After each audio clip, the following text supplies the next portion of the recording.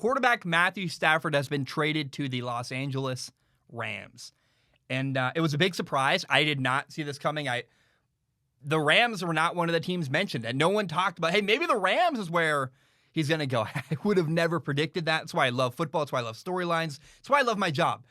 Crazy, unexpected things happen like this all the time. It's so much fun. It's so cool. And so the Rams got Matthew Stafford. Love it. Big surprise, fun. In return, the Detroit Lions got 2 first-round picks in 2022 and 2023. Notice it's 2021. So next year, they'll have a first-round pick, and 2 years from now, the Lions are going to get a first-round pick from L.A. They also got a third-round 2021 pick and quarterback Jared Goff. There's a lot to break down here. Number one, I'm very, very happy for Matthew Stafford. Oh, my goodness. I believe people are finally going to kind of realize and understand, oh, this guy is really good. People, I think, actually believe that Matthew Stafford's a bad quarterback. I think they don't understand. No. This guy is special, and we're going to see exactly how special he is when he finally, for the first time in his career, gets to play on a good football team. It's been 12 years in Detroit, 4 winning seasons. He's done incredible stuff over the years, stuff that if he did in any other franchise or any other city, people would go, oh, this Matthew Stafford guy is really special, but he's been buried and hidden in Detroit. So because of the terrible organization, he hasn't gotten the recognition and the respect he deserves. I'm so excited for Matthew Stafford to claim what's rightly his, in my opinion. Now, I love this move for the Rams. In 2018, the Rams got to the Super Bowl. But their quarterback, Jared Goff, was kind of the weakness of their football team. They lost to New England. Well, the Rams made a statement saying, hey, we want to go back, and this time we want to win that Super Bowl. And that's what they're saying. It's what I'm excited to watch. The Rams are going for it. I support it. It's a great move. The Rams gave up 2 first-round picks. I saw some concern about that. I think people don't realize the Rams haven't had a first-round pick in the NFL draft since 2016 when they drafted Jared Goff. 2017, 2018, 2019, 2020, now 21, 22, 23. No first-round pick. 7 years in a row it will be when this is all said and done. That's wild. 2017 to 2023 of not having a first-round pick. So far, the Rams are fine. They haven't had a first-round pick the entire Sean McVay era in L.A. They're doing great. They don't seem to need first-round picks. It's fine. They're finding other ways to get stars, and it works for them. Now, Jared Goff. What a lifestyle change. The poor guy. From the hills of L.A., living with a golf course in your backyard, to Detroit. Now, I've heard Detroit is, like downtown Detroit, I've heard is kind of nice. I don't want to dramatize it too much, but man, and I don't know, I would never want to live in LA, so I don't think either city really appeals to me, but I know that I would rather live in LA than Detroit.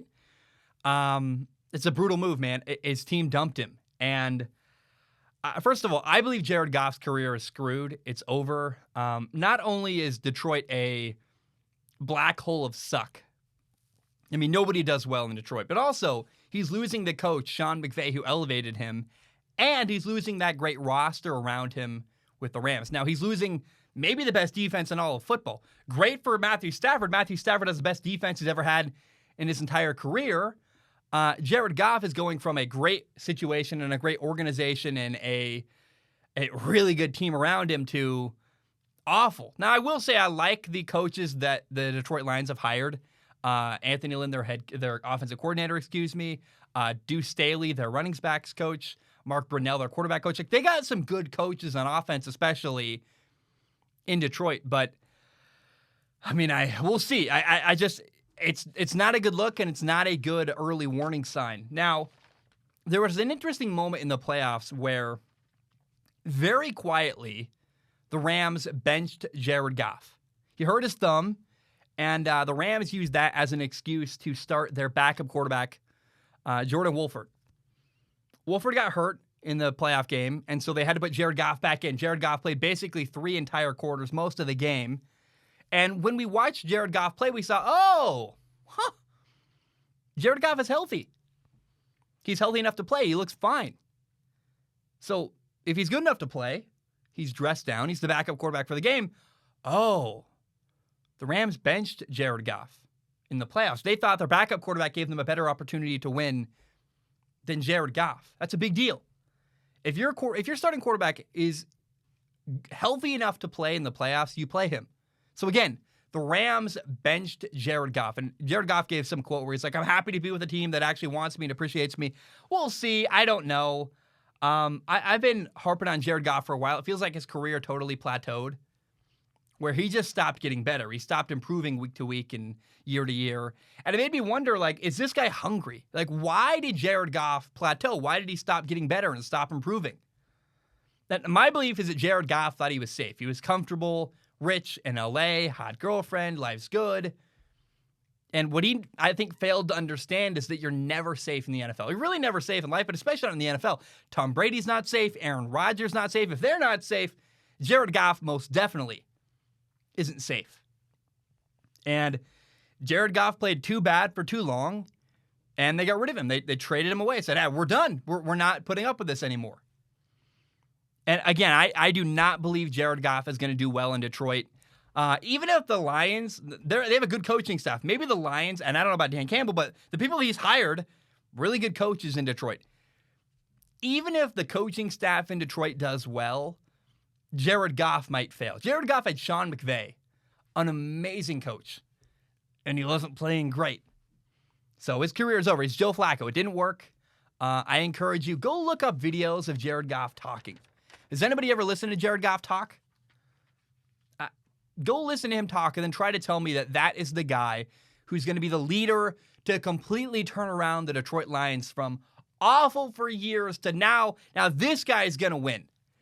If Matthew Stafford couldn't do it, Jared Goff most definitely is not going to do it. So I have no confidence and no faith in Jared Goff in Detroit. I hope I'm wrong, though.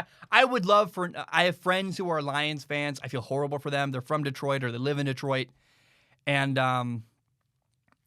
if Jared Goff is great and he's got a chance, he's got a good coaching staff, I would be so happy to see that go well. I don't think it will. It's more about Jared Goff than it is about the team even. I don't believe in Jared Goff. I also have a hard time believing in the Detroit Lions. It's not going to work. And so Jared Goff, his career is going to die in Detroit. Now, one interesting bit of conversation is the thought that, did the Rams coach Sean McVay fail? Remember, Jared Goff had a bad rookie year, and then they hired this offensive-minded coach, Sean McVay, who was brought in to fix Jared Goff. Or was he? Was that the reason why Sean McVay was hired? Was he hired to fix Jared Goff, or was he hired to win games? Is your goal to fix your quarterback, or is your goal to win games? It's a really interesting question because they're two things that take a very different approach and two different goals and two different things. A similar comparison, in my opinion, is Matt Nagy and Mitchell Trubisky, or even Ron Rivera in Washington. You can have a good coach whose quarterback is performing badly. Not everything a quarterback does is a representation of that coach. We saw Carson Wentz made a lot of mistakes in Philadelphia that I don't think really properly represents Doug Peterson. Carson Wentz is the one who's making horrible decisions and throwing the ball into traffic, or who is holding on to the ball for way too long and fumbling. Or if Matt Nagy makes a great play call and then Mitchell Trubisky just doesn't execute the play, whose fault is that? If it's the right play, it's dialed up, and he's staring at the wide open receiver and he doesn't pull the trigger vertically, then you go, that's not really on the coach, that's on the quarterback. Again, Ron Rivera was trying to win games. He made the playoffs. He benched his starting quarterback, Dwayne Haskins, in favor of another guy, and they made the playoffs. They had a winning season. I guess technically they had a losing season, but they made the playoffs. My point is that fixing a quarterback and winning games are two different goals that also do not coincide. If you worry about the quarterback, you're not necessarily going to win games, and if you're worried about winning games, you're not necessarily going to be focusing on the quarterback. So my point is that Sean McVay did the very best he could with Jared Goff. And Sean McVay as a coach, I very, very much respect. And in the end, Jared Goff still wasn't good enough, even with great coaching. That makes me feel even stronger that Matt Nagy should stay in Chicago. The problem is Mitchell Trubisky, not necessarily the coach. They need a new quarterback and not a new coach. And of course, Sean McVay didn't fail. Sean McVay went to a Super Bowl. In 4 years, he went 11-5, 13-3, 9-7, and 10-6. He's 43-21 as an NFL head coach. That's pretty good to me. So the Rams just upgraded at quarterback. Arguably, they have the best defense in the NFL. They've got a ridiculously good quarterback, a great coach. The Rams made themselves a threat to win the Super Bowl next year and for years to come. Detroit got a quarterback, Jared Goff, who was doing poorly even with a great coach. As I list other quarterbacks who did bad with good coaches, the guy I think of again is Mitchell Trubisky. Jared Goff throws the ball better than Mitchell Trubisky, but how different really are they? I mean, very mediocre, inconsistent play and a plateau where they're just not getting better anymore. Jared Goff might be Mitchell Trubisky, and I don't know how many people are going to really want to have Mitchell Trubisky as their starting quarterback this year. I don't know that Jared Goff is going to last more than 1 year in Detroit.